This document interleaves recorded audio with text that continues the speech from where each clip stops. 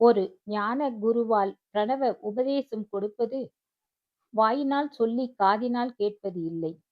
இது ஒரு ஜபிக்காத மந்திரமாக ஜீவர்களிடம் இயல்பாகவே உள்ளது. ஜீவன்களின் ஆதார சக்தியாக இயங்கிக் கொண்டே இருக்கிறது.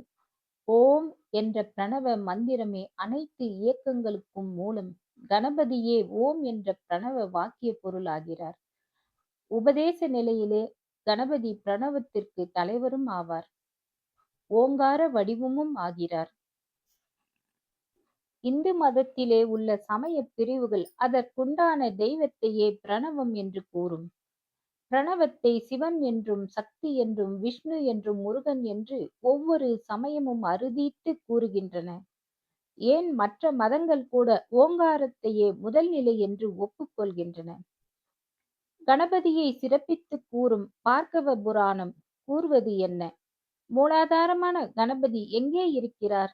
உலக முதற் காரணம் சிவ சாதாக்கியம் எப்படி இருக்கிறது? சிவ சாதாக்கியம் உலகத்தின் முதல் காரணம். இது மின்னொளியுடன் கூடி மகா சூக்குமமாய் சதா அசைந்தாடி ஓடிக்கொண்டுள்ள ஆகாய அணுக்களின் கூட்டமே ஆகும். இதுவே உலகின் மூலப்பொருள் பரபிரம்மத்தின் நிலையாகும்.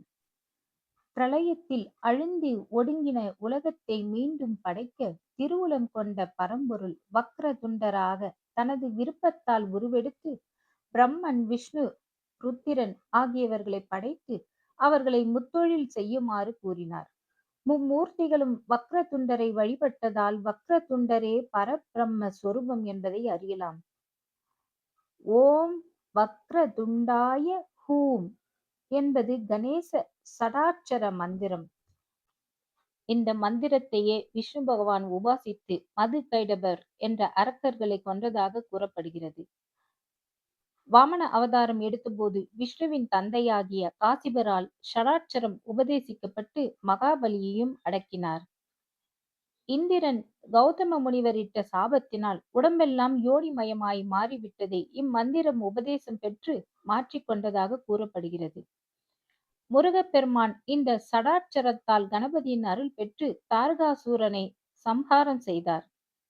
இம்மந்திரம் சாபம் தீரவும் எதிரிகள் தொல்லை நீங்கவும் வளமான வாழ்க்கைக்கும் வழிகாட்டும் என்று புராணங்கள் கூறுகின்றன.